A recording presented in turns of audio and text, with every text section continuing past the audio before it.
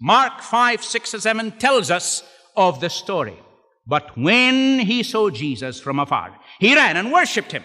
And he cried out with a loud voice and said, "What have I to do with you, Son of the Most High God?" In Luke 20:41, we see several facts. Among them, the worship offered Jesus even by his enemies. Jesus is speaking, and he said to them, "How can they say that the Christ is David's son?" Now, David himself said in the book of Psalms, "The Lord said to my Lord, sit at my right hand till I make your enemies your footstool." David, therefore, calls him Lord. How is he then his son? According to the 9th chapter of John, Jesus healed a young man born blind. Then we read in verse 35 through 38, the exciting end of the story. Jesus heard that they had cast him out, and when he had found him, he said to him, "Do you believe in the Son of God?" He answered and said, "Who is he, Lord, that I may believe in him?" And Jesus said to him, "You have both seen him, and it is he who is talking to you." Then he said, "Lord, I believe," and he worshipped him. Let me present your inquisitive minds and seeking hearts with a glimpse of who Jesus is according to Colossians chapter 1, verse 13 and following. He has delivered us from the power of darkness and translated us into the kingdom of the Son of his love, in whom we have redemption through his blood, the forgiveness of sins. He is the image of the invisible God, the firstborn over all creation, for by him all things were created that are in heaven and that are on earth, visible and invisible, whether thrones or dominions or principalities or powers. All things were created through him and for him. And he is before all things, and in him all things consist. And he is the head of the body, the church, who is the beginning, the firstborn from the dead, that in all things he may have the preeminence. God is also omnipotent, all-powerful. Who in the world has power over nature and the elements?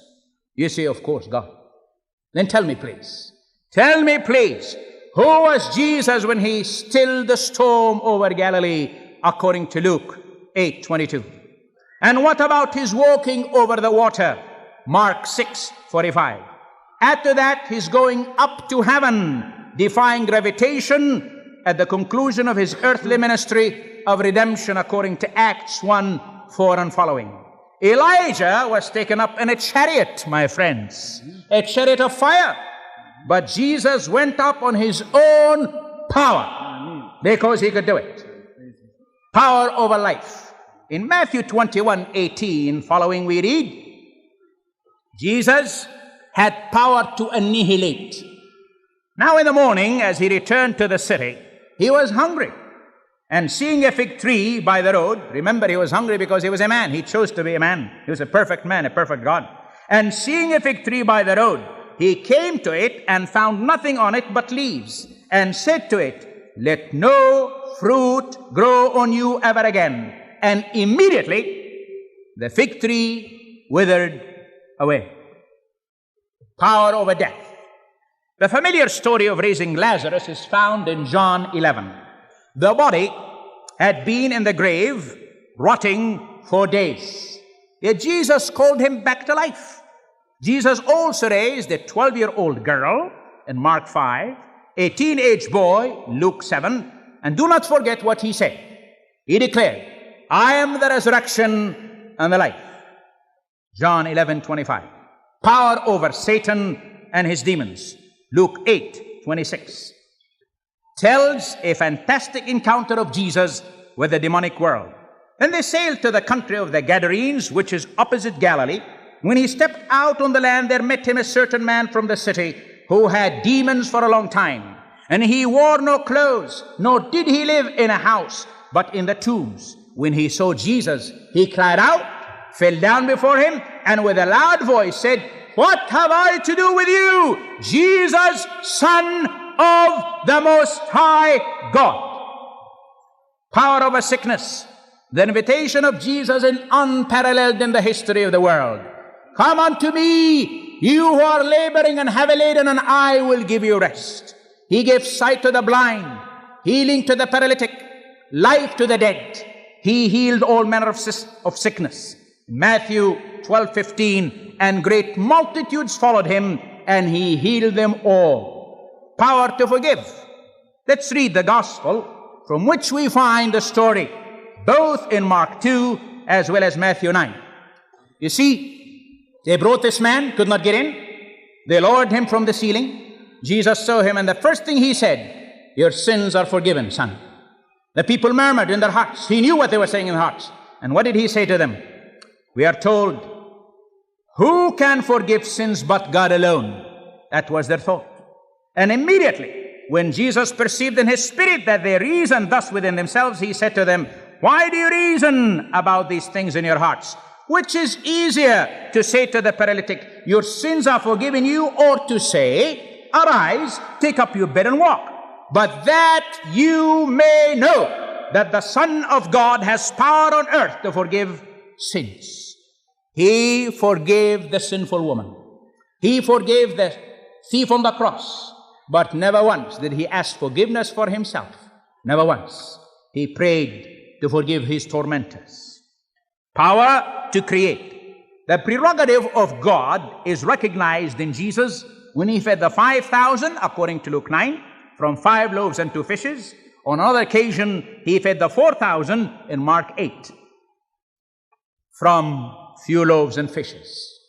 1 John 5:20 states profoundly, and we know that the Son of God has come and has given us an understanding that we may know him who is true, and we are in him who is true, in his Son Jesus Christ, who is the true God and eternal life.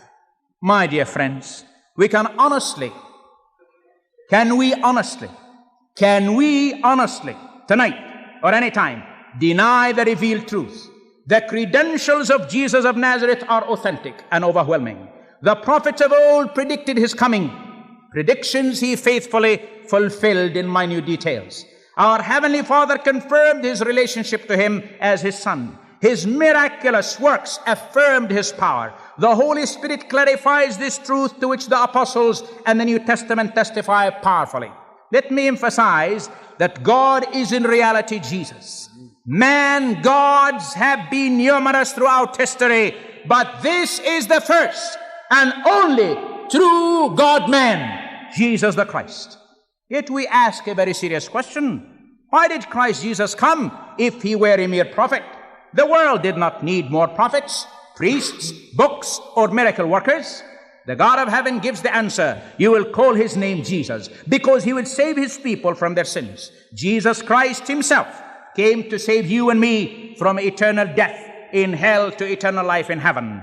He loves you as I love you, and far more. We like to say to you what he declared, I have come that you may have life and have it more abundantly. Listen to his declaration. For the Son of Man has come to seek and to save that which was lost. Since God's word states all have sinned and come short of the glory of God, all of us become the object of God's concern. Jesus comes seeking you and me and wanting to give you and me eternal life. The full payment for sin is death. Thus he takes that upon himself. But the gift of God is eternal life through Jesus Christ our Lord. A secret is revealed when we hear John the Baptist evaluation of Jesus. Behold, the Lamb of God who takes away the sin of the world. I saw and bear record that this is the Son of God. How, you ask?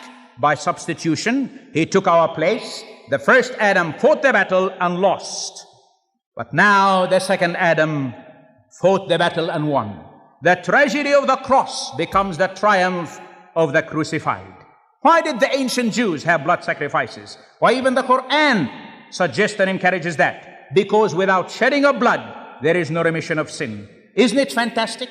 God demands good works as a result of salvation, not to obtain salvation. You don't have to go to a holy city, Jerusalem, Varanasi, Mecca, or Rome. They are too small to contain the majesty of God. Ceremonial cleansing can wash the stain, but never a heart full of sin. God is not impressed with our fastings or prayers. These promote self-righteousness. God loves you and wants to save you and me by His grace through faith in Jesus Christ our Lord. For God so loved the world that He gave His only begotten Son, that anyone believing in Him should not perish but have everlasting life. لأنه هكذا حب الله العالم حتى بذل ابنه الوحيد لكي لا يهلك كل من يؤمن به بل تكون له الحياة الأبدية. Amen. Thank you very much.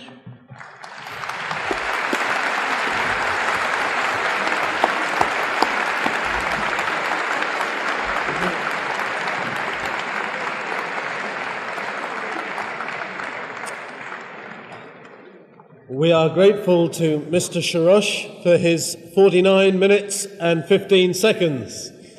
Some impeccable timing. If you want to take a deep breath for a moment or two. It's a privilege and one that I did not expect to have and one that I'm delighted to have. To welcome to the Royal Albert Hall tonight and to listen for the next 50 minutes to the initial presentation from Mr. Ahmed Deedat. Thank you, sir.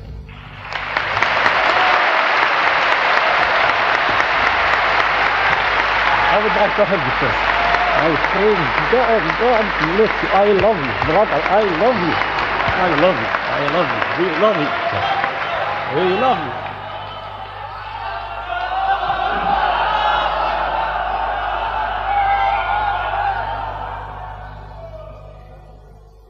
Thank you. أعوذ بالله من الشيطان الرجيم بسم الله الرحمن الرحيم بل نقذف بالحق على الباطل فيدمغه فإذا هو زاهق ولكم الويل مما تصفون صدق الله مولانا العظيم. Mr. Chairman, respected Speaker, and my dear brothers and sisters, the subject is Jesus God. Can very easily be solved by asking a counter question. Did Jesus claim to be God? Did He say, I am God? Did He say, worship me? And believe me, Mr. Chairman, ladies and gentlemen, there is not a single unequivocal statement in any of the 66 books of the Bible or the 73 of the Roman Catholics where Jesus says, I am God, or where He says, worship me. There isn't. I would have been very happy to hear from the lips of Jesus, this simple, straightforward, explicit statement. I am God, or worship me. Because I as a Muslim, and we Muslims as a whole, we believe that Jesus Christ was one of the mightiest messengers of God. We believe in His miraculous birth. We believe that He was the Messiah. And we believe that He gave life to the dead by God's permission, and He healed those born blind and the lepers by God's permission. This is really the only point of real difference between the Muslim and the Christian, is the divinity of Christ. And for that, I say that our brother has not adduced a single statement from the lips of Jesus saying, I am God, or worship me. While He walked this earth, He never made such a statement. Of course, our brother has a chance, my brother Shorrosh, of coming back, and perhaps he might be able to point out to me in case he had overlooked it.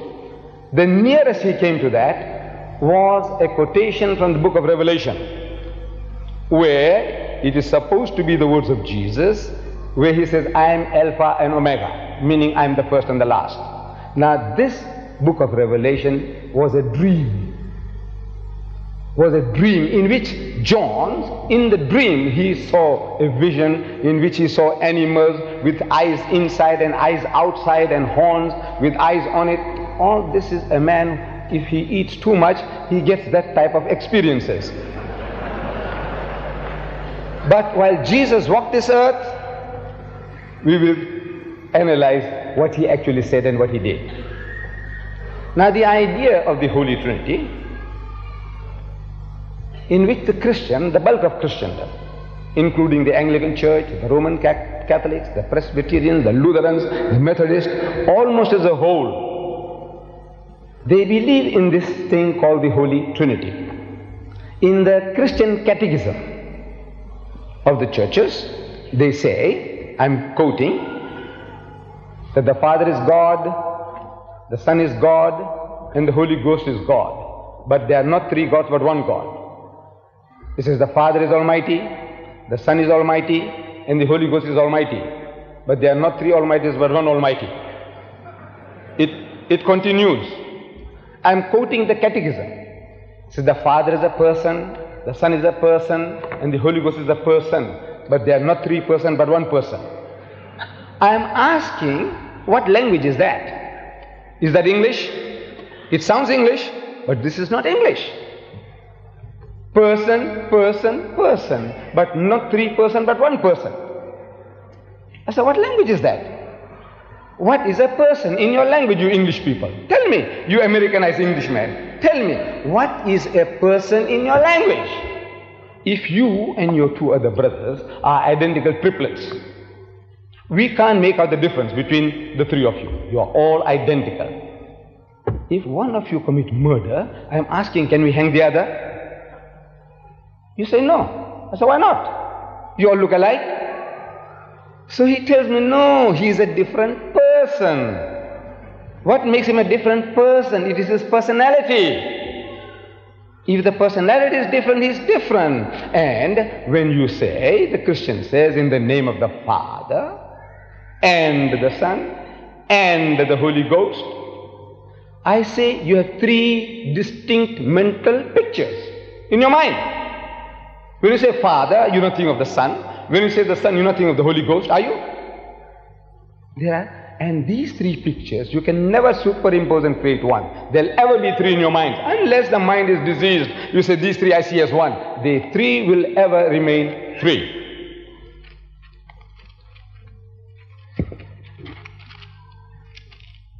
Now, as far as the Muslim is concerned, believing that any human being is God or is equating with God, it is an act of treason against God. Whether it's a Hindu idea of a God incarnate, or whether it is a Christian idea of a God incarnate, God becoming a man, the Holy Quran says, لَقَدْ كَفَرَ الَّذِينَ قَالُوا إِنَّ اللَّهَ هُوَ الْمَسِيحُ ابْنُ مَرْيَمَ, said, whosoever says that Jesus Christ, the Son of Mary, is God, they are making kufr. It's an act of blasphemy. It's a treason against God. وَقَالَ الْمَسِيحُ, but Christ said, يَا بَنِي إِسْرَائِيلِ, O children of Israel, لَعْبُدُ اللَّهِ, worship Allah, رَبِّي وَرَبُّكُمْ, who is my Lord and your Lord. إِنَّهُ مَنْ يُشْرِكْ بِاللَّهِ, whoever will associate anyone with Allah, فَقَدْ حَرَّمَ اللَّهُ الْجَنَّةِ, Allah will make Jannat haram for them. Heaven will be forbidden for them. وَمَأْوَاهُ النَّارِ, and the fire of hell will be their dwelling place.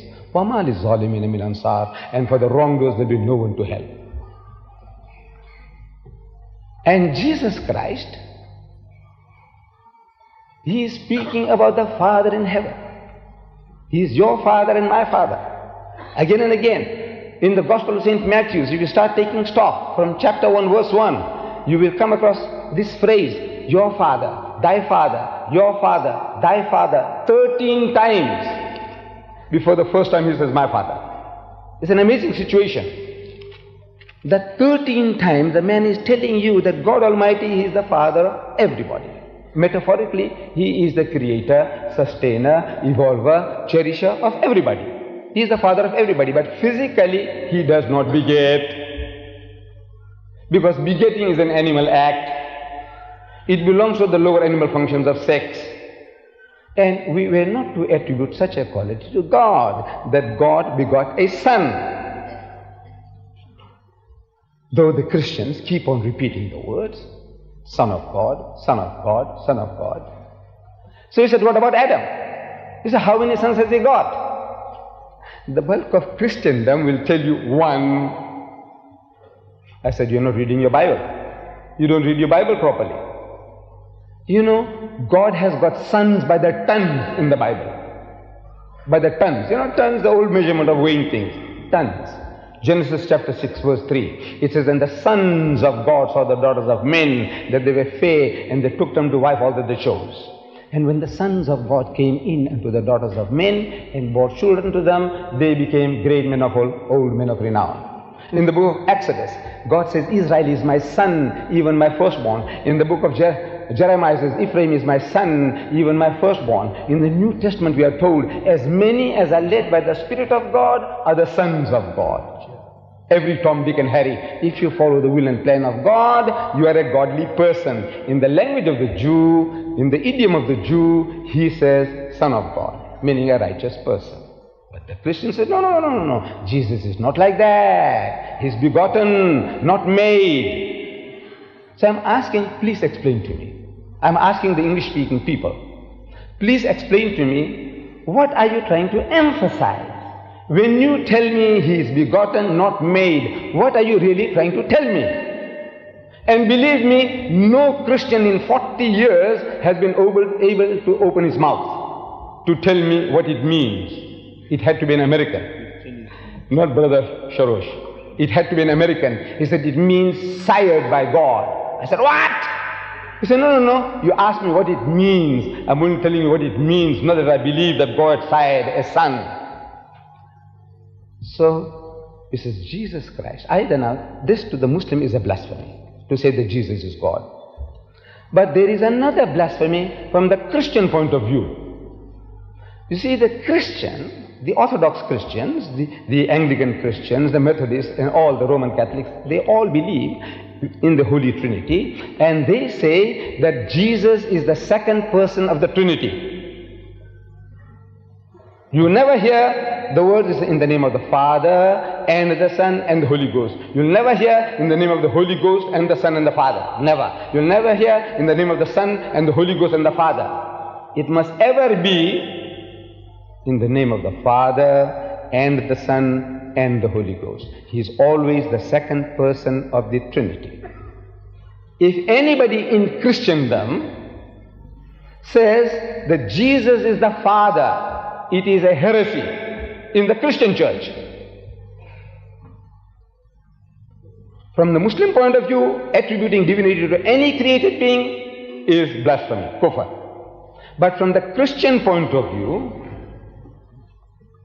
from the church's point of view, Anglican, Methodist, Lutheran and all, if anybody says, has the temerity to say that Jesus is the Father, it is an ancient heresy which was condemned and extirpated by the Roman Catholic Church over 1,000 years ago. They got rid of it. Where you say, and our brother Shorrosh, my brother Shorrosh, I don't know why he hid that fact, that he actually believes that Jesus is the Father. In his book, The Liberated Christian. In case he has forgotten it, he might not have brought it along. I brought it along with me. The Liberated Christian. Palestinian. The Liberated Palestinian. I beg your pardon. With the Star of David in the background.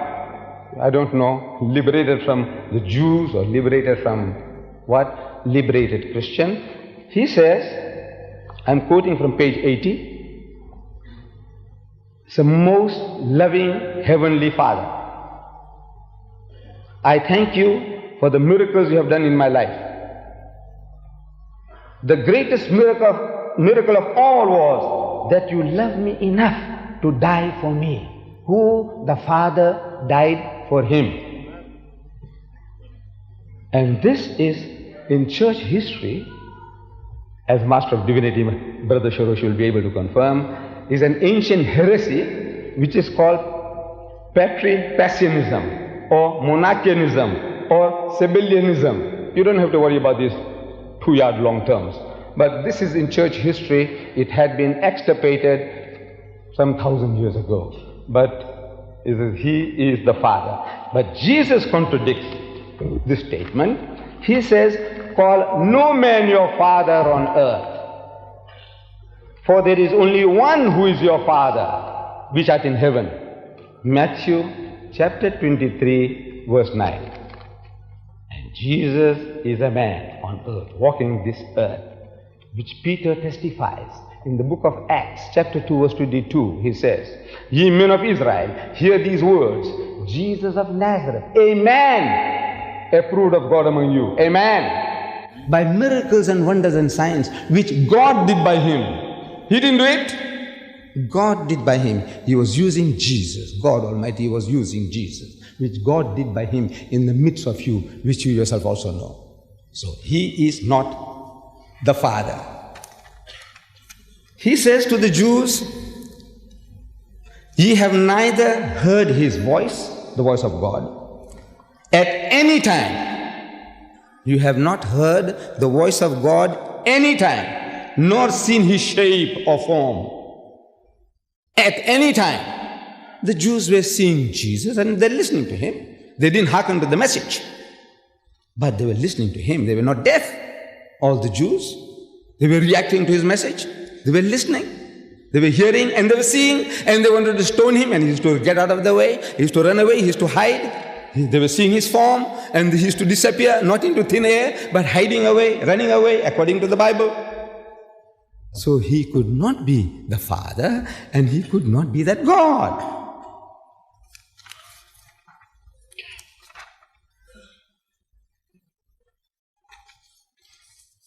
The Bible gives us a test. What God is not. What God is not. Like in Islam, in the Quran, also we are given what God is not. Laysa kamithlihi shay'. That God is not like anything you can think or imagine. Anything you think or imagine is not him. We are given some 99 attributes of God, that is kind, is merciful, he is just, he is holy, and on, 99. But there are certain things that he is not this, he is not that, he is not that. The Bible also gives us what God is not. It says in the book of Job, chapter 25, verse 4 to 6, said, how then can man be justified with God? How can you compare any human being with God? How can he be clean that is born of a woman? Anyone that is born of a woman is not good enough to be compared with God. Anyone. Whether it's a Moses or a Jesus or a Muhammad, whether it's a Rama or a Krishna or a Buddha, anyone that a woman carries for 9 months can never be your God. That's what the Bible says. When even the moon is not bright and the stars are impure in his sight, in the sight of God. What is all this? This moon, the stars, what is it? Nothing. How much less is man? You see, the Christians are thinking that, look, Jesus is born of a woman, no doubt. But he was born miraculously, which we agree. So that makes him something supernatural, because he was born miraculously. So God Almighty, in this book, the Christian Bible, he says, how much less is man? If the sun and the moon and the stars are nothing in his sight, what is man? You and I. What are you? What are we?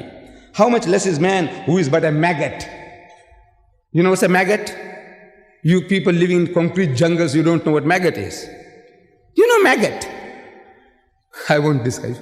You better look up the dictionary, Oxford Dictionary will tell you. Maggot. Those worms, you know, that goes on manure. Human dung. Maggots.